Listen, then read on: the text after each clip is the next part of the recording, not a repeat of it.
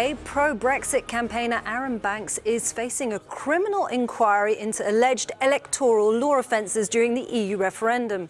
It's claimed that the millionaire Banks was not the real source of millions of euros of funding given to the Leave.EU campaign. Some MPs are now calling for Brexit to be halted while the UK's National Crime Agency investigates. Well, let's go now live to London and speak to Vincent McAviney, who's there for us. Thanks, Vinny. Now, can you tell us what this investigation is all about and, the consequences and the impact it could have?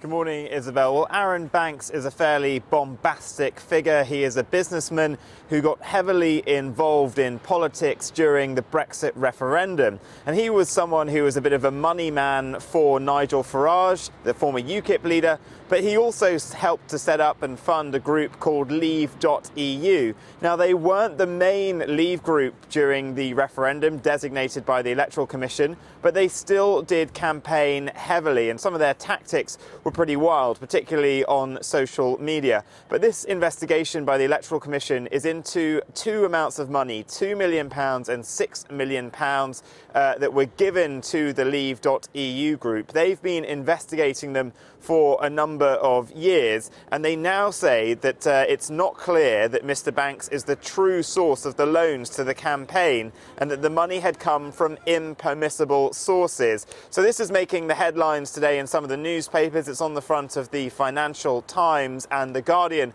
which has long been calling for greater investigation into sources of funding because there are suspicions that some of this money may have come from abroad. So the Electoral Commission, which is the regulatory body of elections, has now passed this to the National Crime Agency, saying that the investigation has gone beyond electoral law, their remit. It is now a criminal case, and it is now an active investigation by the National Crime Agency into Arron Banks. Vinny, can you tell us a little bit more about Arron Banks? Because, some of our viewers might not be that familiar with him, because he is quite a controversial figure, as you're suggesting, isn't he? He is a bit of a controversial figure. He's someone who has, since the referendum, continued to be very active in his commentary and on social media, using very brash language. He describes himself as a bad boy of Brexit. And yesterday, when this story emerged, he simply took to Twitter, posting a picture of himself, I think in Bermuda, simply saying, "gone fishing." And in a statement, he says that he has done nothing wrong. He says he's confident a full and frank investigation will put an end to the ludicrous allegations levelled at me. So that's how he's treating this. He goes on to say that it wasn't money from abroad and actually singles out Russia. There's something that has been claimed that there was money coming in from Russia during the referendum.